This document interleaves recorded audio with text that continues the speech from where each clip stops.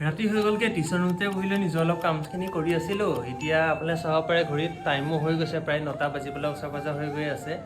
এতিয়া মায়ে চিকেন আনিছিলে মানে দেউতাই মই বোলো অকণ বনাই দিওঁগৈ বোলো আপোনালোকক আজি চিকেন বনোৱাকৈ দেখাওঁ আহি পাইছিলোঁহে মায়ে সকলোবোৰ ৰেডি কৰিয়ে থৈছে প্ৰথমতে আলুটো ভাজি লওঁ আলুটো ভাজিলৈ বোলে চিকেন বনালে অলপ বেছিয়ে টেষ্টি হয় বোলো